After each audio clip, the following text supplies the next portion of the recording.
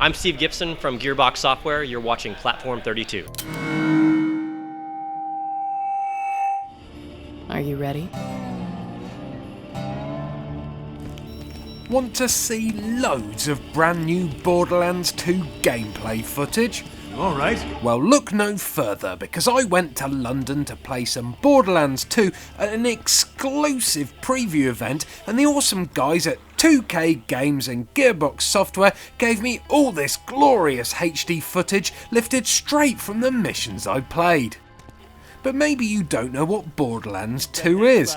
Maybe you never played the first game. Well, luckily Steve Gibson from Gearbox was on hand at the preview event, so I asked him to open his claptrap and tell us all about the game. Borderlands 2 is the sequel to our 2009 game, Borderlands. This is a giant game. We've been at this for 3 years now. It is a huge, ambitious sequel where there's not so much a single thing of like, wow, those guys added this one thing and they're calling it a sequel.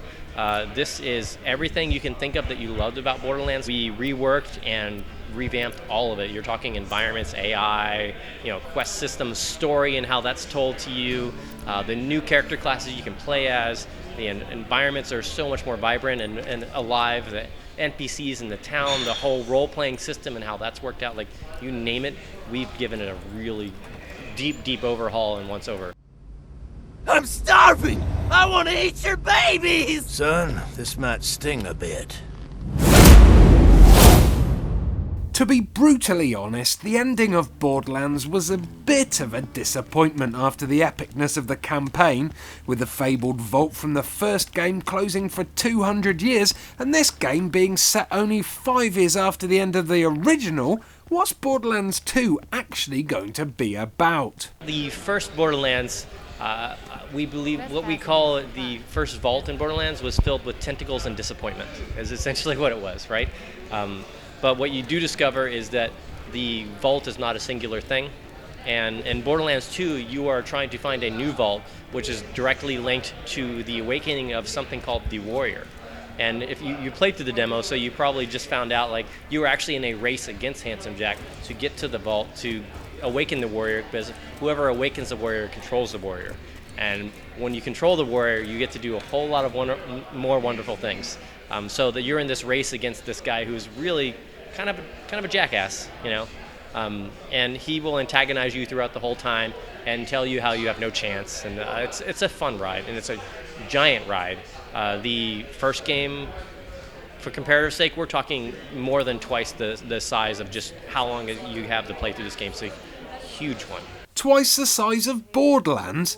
I'm going to need to take a holiday off work to make it through this one then. Seriously though, a campaign that's twice the length of the first game is pretty freaking awesome, and it's something that all fans of the original game should be absolutely ecstatic about. I have a secret stash hidden very far away from where I currently am. In order to find it, you will have to perform a series of devious challenges. First, collect a few brown rocks for me. Then, defeat a badass skag. Then, pilfer the lost staff of Mount Schuler. Then, you shall bring me the head of the destroyer of worlds. And then, you shall dance for my enjoyment.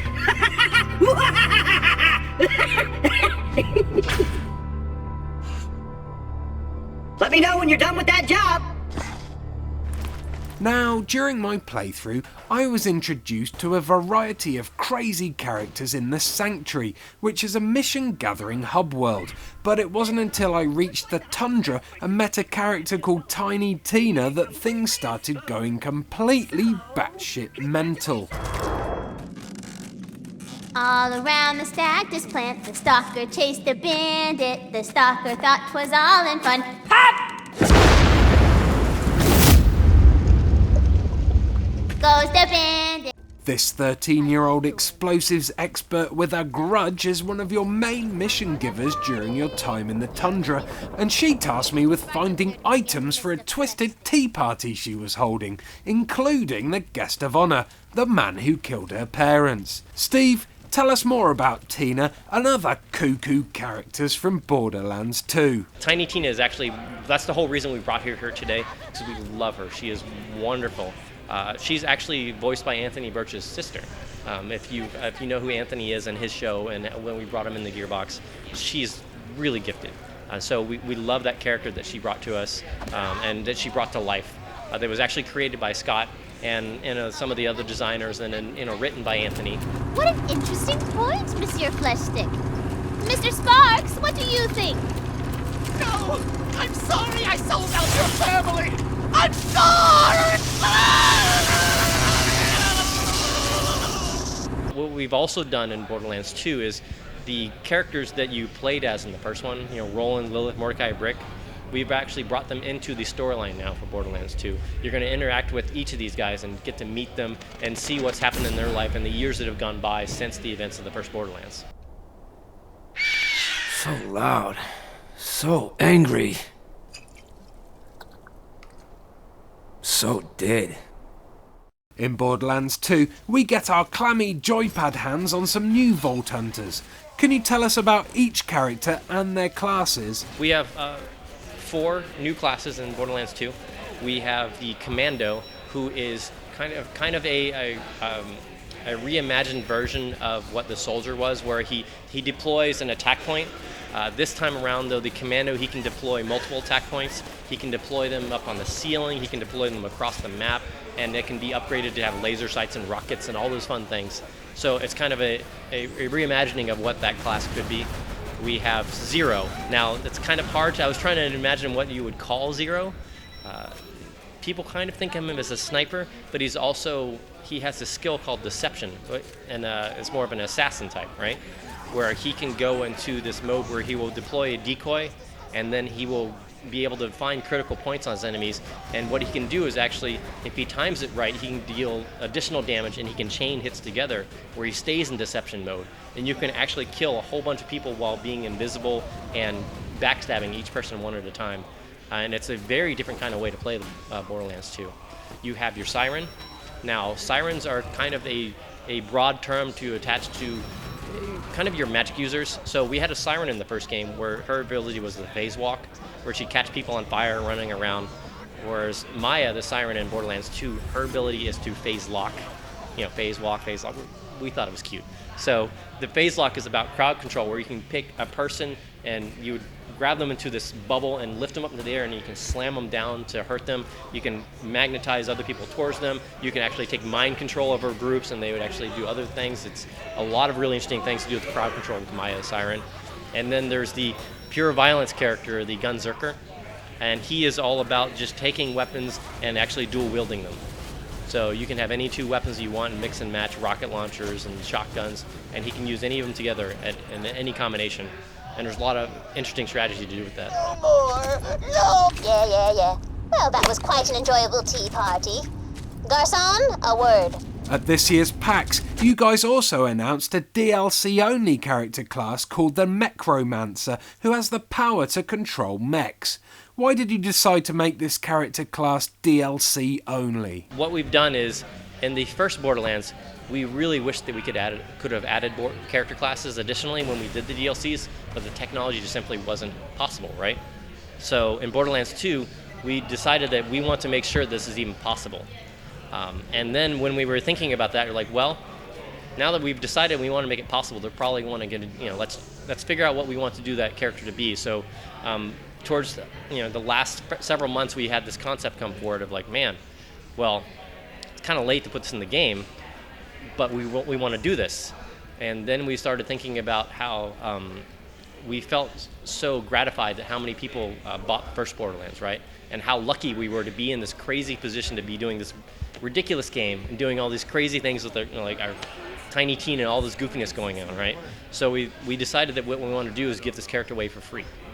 It's not going to be done at the time of the launch of the game, but we wanted to give it away to everybody who essentially pre-orders the game, who buys into what we're trying to do, and we wanted to reward those guys. So when it does come out, anybody who pre-orders from any of the retailers who support the key stuff, right, they'll get it for free. It's nice that you guys are offering pre-order incentives for die-hard fans, but what's even nicer is there will be a little surprise for those of us who have played the first game. Tell us more, Steve. What we've also done is, when you first play Borderlands 2, if you have played the first Borderlands on your Xbox, PlayStation, or PC, we will actually have a thing where you can click a button and it will check for your save games.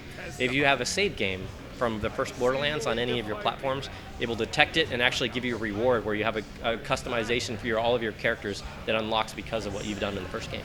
So, an extra customization option for anyone who's played Borderlands before. That's pretty damn cool, Steve.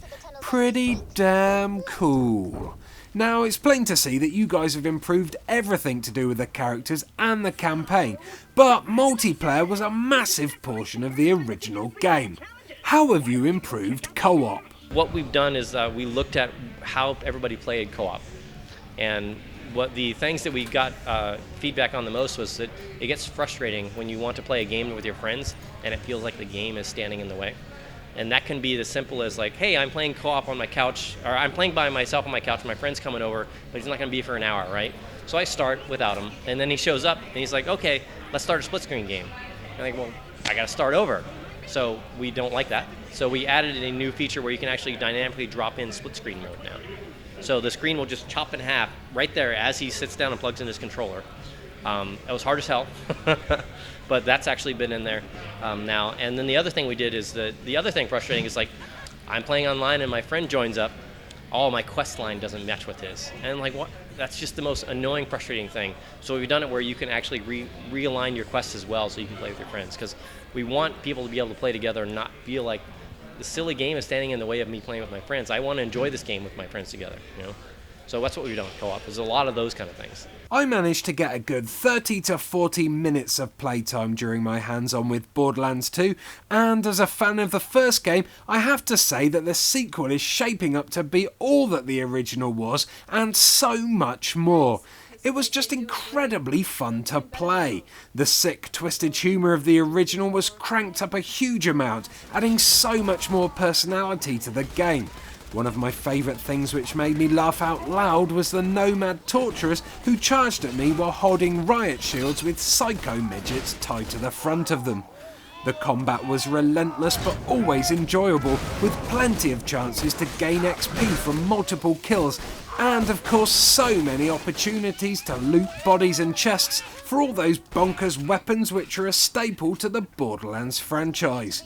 The new skill trees and character customization options will keep all those die-hard RPGers happy, and best of all, Randy Pitchford let us know that alongside normal XP, we will also be able to earn badass points, which stay with your game forever, meaning that even when you restart the campaign with a fresh character, you can take these badass points with you, creating a pretty much infinite level cap. I walked away from my session with a huge smile on my face.